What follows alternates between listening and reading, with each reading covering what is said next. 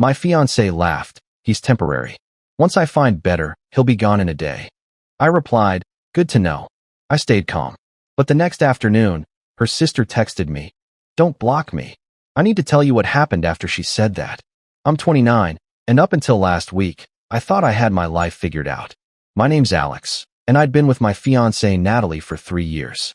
We got engaged 8 months ago, bought a condo together, adopted a dog. The whole package. She worked in real estate, made good money, and I thought we were building something real. I was wrong. It started last Tuesday. I came home early from a client meeting that got canceled. I work in consulting, so my schedule can be unpredictable. I walked into our place around 2 p.m. and heard voices coming from the living room. Natalie was on FaceTime with someone, laughing that high-pitched laugh she uses when she's had wine. I was about to announce myself when I heard her say, "Oh my God, I know, right? He's so boring sometimes." I froze in the hallway. Our dog, Max, came running up to me, and I quickly grabbed him before he could alert Natalie. I stood there, just out of sight, and listened. Like, he's stable and he's nice, but where's the excitement? Where's the passion? Natalie continued. Honestly, he's temporary. Once I find better, he'll be gone in a day. I'm just writing this out until something more interesting comes along. The person on the other end said something I couldn't hear, and Natalie laughed again. I'm serious. The ring is pretty though, and the condo is in both our names, so at least I'll get something out of it when we split. My chest felt tight. I stood there for maybe 30 seconds, processing what I'd just heard. Then I walked into the living room like nothing happened. Hey babe, I said casually. She jumped, nearly dropping her phone. Oh my God, you scared me. You're home early. Meeting got canceled. Who were you talking to? Just Ashley. Girl talk, you know. She smiled that smile I used to think was genuine. Cool. I'm gonna go change. I went to the bedroom and sat on the edge of the bed. My hands were shaking. 3 years. 3 years of my life with someone who thought I was temporary. I pulled out my phone and texted the only person I knew I could trust, Natalie's younger sister, Emma. Emma and I had always gotten along. She was 25, worked as a teacher, and was the complete opposite of Natalie. Where Natalie was calculating and image-obsessed, Emma was genuine and kind. We'd had plenty of conversations over family dinners where Emma would roll her eyes at Natalie's behavior. Hey, can you call me when you get a chance? It's important. She responded within minutes. At school right now. Can I call you at 4? Perfect. At 4:15, my phone rang. I was sitting in my car in a parking lot, having told Natalie I needed to run errands. What's going on? Emma asked immediately. I told her everything. Word for word, what I'd overheard. There was a long silence on the other end. Alex, I'm so sorry, she said finally. I wish I could say I'm surprised, but what? Natalie's always been like this. Even in high school, she had this ranking system for guys. She'd date someone while actively looking for an upgrade. I thought maybe she'd changed with you, that she actually loved you, but good to know, I said, echoing what I'd thought to myself earlier. I'm not going to confront her yet. I need to figure some things out first. Do you need anything? A place to stay? Not yet, but I might. That night, I acted completely normal. Made dinner, watched TV with Natalie, went to bed. She had no idea I knew anything. I lay awake for hours, staring at the ceiling, making plans. Update 1. The next day, Wednesday, I called a lawyer. I explained the situation. We owned the condo together. We weren't married yet, and I wanted to know my options. He told me that since we were both on the mortgage and deed, it was complicated, but not impossible to navigate. He advised me to start documenting everything and to avoid any joint financial decisions until we sorted this out. I also called my bank and opened a separate checking account. Started transferring my portion of bill money there instead of our joint account. Small moves. Quiet moves. Wednesday evening, I got home before Natalie. I was in the kitchen when my phone buzzed. It was Emma. Don't block me. I need to tell you what happened after she said that. My stomach dropped. I called her immediately. What are you talking about? I asked. I confronted Natalie last night, Emma said. Her voice was tight, angry. After you told me what she said, I couldn't sleep. So I went over to your place this morning before work. Natalie was there alone, getting ready. I asked her point blank if she loved you. And she laughed, Alex. She laughed and said, Emma, don't be naive. Love is a nice story we tell ourselves. I'm with Alex because he's stable, he'll be a good father someday, and he doesn't ask too many questions. But if someone better comes along, someone richer, more exciting, more impressive, I'm not going to feel guilty about upgrading.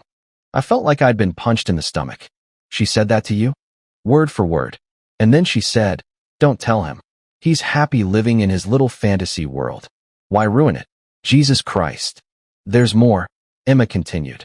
She mentioned that she's been having lunch with some investor guy she met through work. His name is David. She said nothing's happened yet, but she's keeping her options open. Her words. I sat down at the kitchen table. Max came over and put his head on my lap, sensing something was wrong. I'm sorry I'm the one telling you this, Emma said softly. But you deserve to know who you're engaged to. Thank you, I said.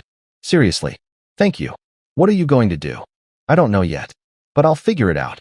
When Natalie got home that night, she was in a great mood.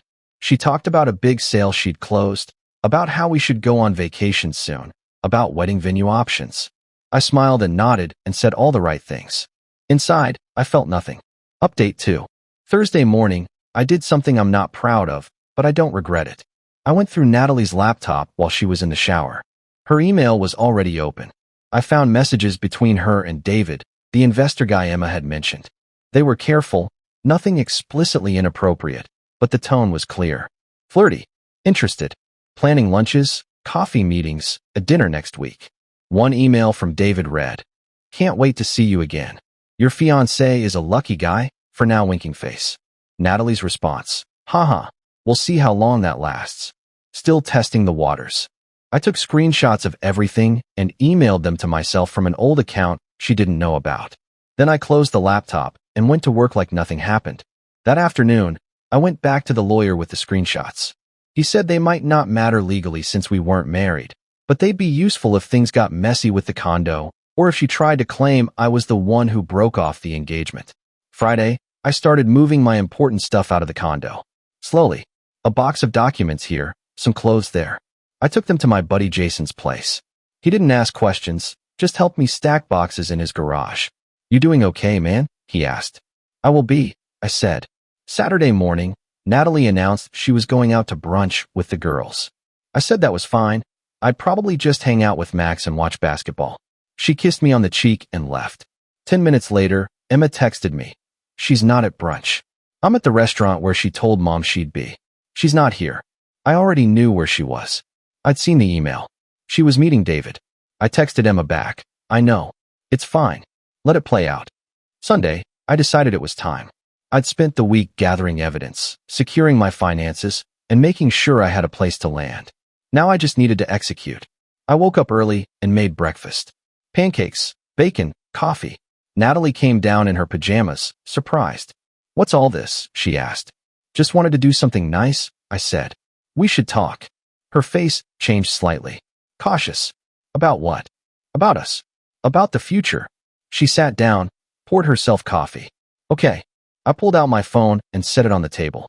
On the screen was a screenshot of her FaceTime conversation from Tuesday, the one where she'd called me temporary. I'd managed to get a recording of it from our security camera footage. I heard what you said, I said calmly. About me being temporary. About leaving once you find something better. Her face went white. Then read, you were spying on me? I came home early. You were loud. And then your sister told me about your conversation on Wednesday. And then I found your emails with David. She stood up. You went through my email? That's a violation of what, Natalie? Privacy? Trust?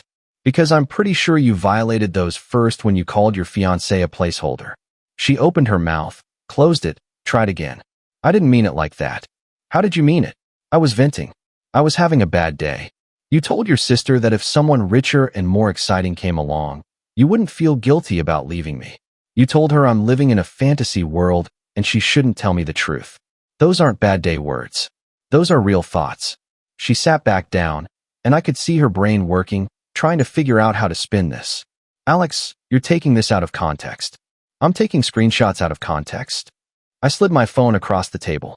Explain the context of this email where you told David that you're still testing the waters with me.